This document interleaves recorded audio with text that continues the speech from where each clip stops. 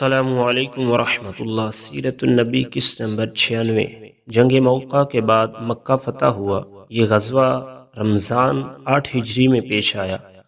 حضور صلی اللہ علیہ وسلم اور قریش کے درمیان حدیبیہ کے مقام پر جو معاہدہ ہوا تھا، اس میں یہ بھی طے پایا تھا کہ دوسرے عرب قبیلوں میں سے کوئی قبیلہ بھی دونوں فریقوں میں سے کسی بھی طرف اس صلح نامے میں شامل ہو سکتا ہے، یعنی اگر کوئی قبیلہ رسول اللہ صلی اللہ علیہ وسلم کی طرف سے اس معاہدے میں شامل ہونا چاہے تو وہ ایسا کر سکتا ہے۔ اس صورت میں وہ ان شرائط کا پابند ہوگا جن کے پابند قریش تھے۔ اس شرط کی روح سے بنی بکر کا قبیلہ قریش کی طرف سے اور بنی خزاں کا قبیلہ رسول اللہ صلی اللہ علیہ وسلم کی طرف سے اس صلح میں شامل ہوا، جبکہ ان دونوں قبیلوں میں بہت پرانی دشمنی تھی۔ دونوں کے درمیان کافی قتل و غارت گری ہو چکی تھی، خون کے بدلے باقی تھے، لیکن اسلام کی آمد نے ان دشمنیوں کو دبا دیا تھا۔ اب ہوا یہ کہ بنی بکر کے ایک شخص نے رسول اللہ صلی اللہ علیہ وسلم کی شان میں توہین امیز شعر لکھے اور ان کو گانے لگا۔ بنی خزاعہ کے ایک نوجوان نے ان اشعار کو سن لیا، اس نے بنی بکر کے شخص کو پکڑ کر مارا، اس سے وہ زخمی ہو گیا۔ اس پر دونوں قبیلے ایک دوسرے کے خلاف اٹھ کھڑے ہوئے، کیونکہ پرانی دشمنی تو ان میں پہلے سے چلتی آ رہی تھی۔ بنی بکر نے ساتھ میں قریش سے بھی مدد مانگ لی۔ قریشی سرداروں نے ان کی درخواست قبول کر لی، ان کی مدد کے لیے آدمی بھی دیے اور ہتھیار بھی۔ پھر یہ سب مل کر ایک رات اچانک بنی خزاں پر ٹوٹ پڑے۔ وہ لوگ اس وقت بے فکری سے سوئے ہوئے تھے۔ ان لوگوں نے بنی خزاں کو بے دردی سے قتل کرنا شروع کیا۔ بنی خزاں کے بعد افراد جانے بچانے کے لیے وہاں سے بھاگے اور ایک مکان میں گھس گئے۔ قریش نے انہیں وہاں بھی جا گھیرا اور پھر اس مکان میں گھس کر انہیں قتل کیا۔ اس طرح قریش نے بنی بکر کی مدد کے سلسلہ میں اس صلح نامے کی دھجیاں اڑا دی۔ جب یہ سب کر بیٹھے تو احساس ہوا کہ یہ ہم نے کیا کیا۔ اب وہ جمع ہو کر اپنے سردار ابو سفیان کے پاس آئے۔ سارا واقعہ سن کر انہوں نے کہا، یہ ایسا واقعہ ہے کہ میں اگرچہ اس میں شریک نہیں ہوں لیکن بے تعلق بھی نہیں رہا، اور یہ بہت برا ہوا۔ اللہ کی قسم محمد صلی اللہ علیہ وسلم اب ہم سے جنگ ضرور کریں گے، اور میں تمہیں بتائے دیتا ہوں، میری بیوی ہندہ نے ایک بہت بھیانک خواب دیکھا ہے۔ اس نے دیکھا ہے کہ حجون کی طرف سے خون کا ایک دریا بہتا ہوا آیا اور خدمہ تک پہنچ گیا۔ لوگ اس دریا کو دیکھ کر سخت پریشان اور بدحواس ہو رہے ہیں۔ اس پر قریش نے ان سے کہا، جو ہونا تھا وہ تو ہو چکا، اب آپ محمد صلی اللہ علیہ وسلم کے پاس جائیں اور ان سے نئے سرے سے معاہدہ کریں، آپ کے سوا یہ کام کوئی نہیں کر سکتا۔ اس پر ابو سفیان اپنے ایک غلام کے ساتھ مدینہ منورہ کی طرف روانہ ہوئے۔ ادھر ان سے پہلے بنی خزاعہ کا ایک وفد آپ صلی اللہ علیہ وسلم کی خدمت میں پہنچ گیا اور جو کچھ ہوا تھا تفصیل سے بیان کر دیا۔ حضور صلی اللہ علیہ وسلم اس وقت مسجد نبوی میں اپنے صحابہ کرام رضی اللہ عنہم کے ساتھ تشریف فرما تھے۔ بنی خزاعہ کی دردبری روداد سن کر حضور اکرم صلی اللہ علیہ وسلم کی آنکھوں میں آنسو آ گئے اور ارشاد فرمایا، اگر میں بنی خزاں کی مدد انہی چیزوں سے نہ کروں جن سے میں اپنی مدد کرتا ہوں تو اللہ تعالیٰ میری مدد نہ فرمائے۔ اسی وقت آسمان پر ایک بدلی آ کر تیرنے لگی۔ حضور صلی اللہ علیہ وسلم نے اس کو دیکھ کر ارشاد فرمایا، یہ بدلی بنی خزاں کی مدد کے لیے بلند ہوئی ہے۔ ام المومنین حضرت میمونہ رضی اللہ عنہا فرماتی ہیں کہ ایک رات رسول اللہ صلی اللہ علیہ وسلم میرے پاس تھے۔ رات میں اٹھ کر انہوں نے نماز پڑھنے کے لیے وضو کیا۔ ایسی حالت میں میں نے انہیں لبیک لبیک لبیک فرماتے سنا، یعنی میں حاضر ہوں، میں حاضر ہوں، میں حاضر ہوں۔ ساتھ میں آپ صلی اللہ علیہ وسلم نے یہ بھی فرمایا، میں مدد کروں گا، میں مدد کروں گا، میں مدد کروں گا۔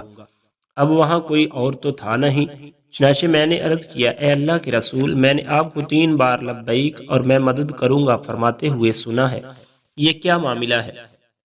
جواب میں آپ صلی اللہ علیہ وسلم نے ارشاد فرمایا، بنی خزاں کے ساتھ کوئی واقعہ ہو گیا ہے۔ اس کے 3 دن بعد بنی خزاں آپ صلی اللہ علیہ وسلم کے پاس پہنچے تھے، گویا اللہ تعالیٰ نے پہلے ہی آپ صلی اللہ علیہ وسلم کو خبر دے دی تھی۔ چنانچہ جب کہ ابو سفیان اس کوشش میں تھے کہ اس سلسلے میں سب سے پہلے وہ حضور صلی اللہ علیہ وسلم سے جا کر ملے، یعنی ان کے وہاں پہنچنے سے پہلے مسلمانوں کو اس واقعہ کی خبر نہ ہو۔ حضور صلی اللہ علیہ وسلم نے اپنے صحابہ کرام رضی اللہ عنہم کو بھی پہلے ہی ان الفاظ میں یہ خبر دے دی تھی۔ بس یوں سمجھو نئے سرے سے معاہدہ کرنے اور اس کی مدت بڑھانے کے لیے ابو سفیان آیا ہی چاہتا ہے۔ پھر ابو سفیان سے پہلے ہی بنی خزاں کا وفد مدینہ منورہ پہنچ گیا۔ یہ لوگ حضور صلی اللہ علیہ وسلم سے مل کر واپس روانہ ہوئے تو راستے میں ابو سفیان سے ان کا سامنا ہوا۔ ابو سفیان نے ان سے کچھ پوچھنے کی کوشش کی لیکن وہ بتائے بغیر آگے بڑھ گئے۔ تاہم ابو سفیان نے بانپ لیا کہ یہ لوگ اسی سلسلہ میں مدینہ منورہ گئے تھے۔ مدینہ منورہ پہنچتے ہی ابو سفیان سیدھے اپنی بیٹی نبی کریم صلی اللہ علیہ وسلم کی زوجہ محترمہ حضرت ام المومنین ام حبیبہ رضی اللہ عنہا کے پاس گئے۔ گھر میں داخل ہونے کے بعد جب ابو سفیان نے بستر پر بیٹھنا چاہا تو ام المومنین ام حبیبہ رضی اللہ عنہا نے بستر لپیٹ دیا۔ یہ دیکھ کر ابو سفیان حیرت زدہ رہ گئے۔ انہوں نے کہا بیٹی یہ کیا؟ مہمان کے آنے پر بستر بچھاتے ہیں کہ اٹھاتے ہیں؟ حضرت ام حبیبہ رضی اللہ عنہا نے فرمایا یہ رسول اللہ صلی اللہ علیہ وسلم کا بستر ہے اور آپ ابھی مشرک ہیں۔ یہ سن کر ابو سفیان بولے اللہ کی قسم میرے پاس سے آنے کے بعد تجھ میں خرابیاں پیدا ہو گئی ہیں۔ اس پر حضرت ام حبیبہ رضی اللہ عنہا نے فرمایا یہ بات نہیں بلکہ بات یہ ہے کہ مجھے اسلام کی ہدایت عطا ہو گئی ہے جبکہ آپ پتھروں کو پوجتے ہیں، ان بتوں کو جو نہ سن سکتے ہیں اور نہ دیکھ سکتے ہیں۔ آپ پر تعجب ہے، آپ قبیلہ قریش کے سردار اور بزرگ ہیں، سمجھدار آدمی ہیں اور اب تک شرک میں ڈوبے ہوئے ہیں۔ ان کے جواب میں ابو سفیان بولے تو کیا میں اپنے باپ دادا کا دین چھوڑ کر محمد صلی اللہ علیہ وسلم کے دین کو اختیار کر لوں؟ پھر ابو سفیان وہاں سے نکل کر حضور اکرم صلی اللہ علیہ وسلم کی خدمت میں حاضر ہوئے لیکن آپ صلی اللہ علیہ وسلم نے نئے سرے سے معاہدہ کرنے سے انکار فرما دیا۔ اب وہ حضرت ابوبکر صدیق رضی اللہ عنہ کے پاس گئے اور انہوں نے بھی کوئی بات نہ سنی۔ وہ بار بار سبھی بڑے لوگوں کے پاس گئے لیکن کسی نے ان کی بات نہ کی۔ آخر ابو سفیان مایوس ہو گئے اور واپس مکہ لوٹ آئے۔ انہوں نے قریش پر واضح کر دیا کہ وہ بالکل ناکام لوٹے ہیں۔ ادھر ابو سفیان کے روانہ ہونے کے بعد ہی نبی اکرم صلی اللہ علیہ وسلم نے مسلمانوں کو کوچ کا حکم فرمایا۔ مسلمانوں کے ساتھ حضور اکرم صلی اللہ علیہ وسلم نے اپنے گھر والوں کو بھی تیاری کا حکم فرمایا لیکن یہ وضاحت نہیں فرمائی تھی کہ کہاں جانا ہے۔ آپ صلی اللہ علیہ وسلم نے آس پاس کے دیہاتوں میں یہ پیغام بھیج دیا۔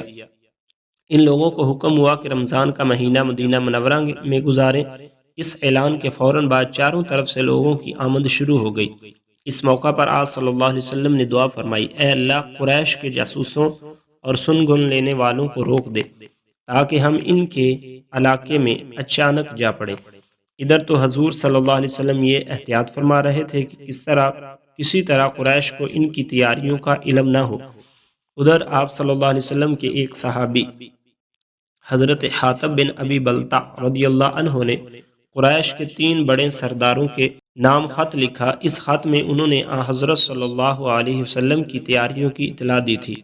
یہ خط انہوں نے ایک عورت کو دیا اور اس سے کہا اگر تم یہ خط قریش تک پہنچا دو تو تمہیں زبردست انعام دیا جائے گا۔ اس نے خط پہنچانا منظور کر لیا۔ اس پر حضرت حاتب رضی اللہ عنہ نے اسے 10 دینار اور ایک قیمتی چادر دی اور اس سے کہا جہاں تک ممکن ہو اس خط کو پوشیدہ رکھنا اور عام راستوں سے سفر نہ کرنا کیونکہ جگہ جگہ نگرانی کرنے والے بیٹھے ہیں۔ وہ عورت عام راستہ چھوڑ کر ایک اور راستے سے مکہ معظمہ کی طرف روانہ ہوئی۔ اس کا نام سارہ تھا۔ وہ مکہ کی ایک گلوکارہ تھی۔ مدینہ منورہ میں حضرت صلی اللہ علیہ وسلم کے پاس آ کر مسلمان ہوئی تھی۔ اس نے اپنی خستہ حالی کی شکایت کی تو آپ صلی اللہ علیہ وسلم نے اس کی مدد بھی کی تھی۔ پھر یہ مکہ چلی گئی لیکن وہاں جا کر اسلام سے پھر گئی۔ پھر یہ وہاں نبی کریم صلی اللہ علیہ وسلم کی شان میں توہین امیز اشعار پڑھنے لگی۔ ان دنوں سارہ دوبارہ مدینہ آئی ہوئی تھی۔ حضرت حاتب رضی اللہ عنہ نے اسے یہ خط دیا تو وہ یہ کام کرنے پر رضامند ہو گئی۔ اس نے وہ خط اپنے سر کے بالوں میں چھپا لیا اور مدینہ منورہ سے روانہ ہوئی۔ ادھر یہ روانہ ہوئی ادھر اللہ تبارک و تعالی نے اپنے رسول کو اس بارے میں خبر بھیج دی۔ آسمان سے اطلاع ملتے ہی آپ نے چند صحابہ کرام رضی اللہ عنہم کو اس کے تعاقب میں روانہ فرمایا۔ آپ صلی اللہ علیہ وسلم نے ان سے فرمایا وہ عورت تمہیں فلاں مقام پر ملے گی، اس کے پاس ایک خط ہے، خط میں قریش کے خلاف ہماری تیاریوں کی اطلاع ہے، تم لوگ اس عورت سے وہ خط چھین لو، اگر وہ خط دینے سے انکار کرے تو اسے قتل کر دینا۔ یہ صحابہ حضرت علی، حضرت زبیر، حضرت طلحہ اور حضرت مقداد رضی اللہ تعالی عنہم تھے۔ حکم ملتے ہی یہ اس مقام کی طرح روانہ ہو گئے۔ نبی اکرم صلی اللہ علیہ وسلم کے فرمان کے عین مطابق وہ عورت ٹھیک اسی مقام پر جاتے ہوئے ملی، انہوں نے اسے گھیر لیا۔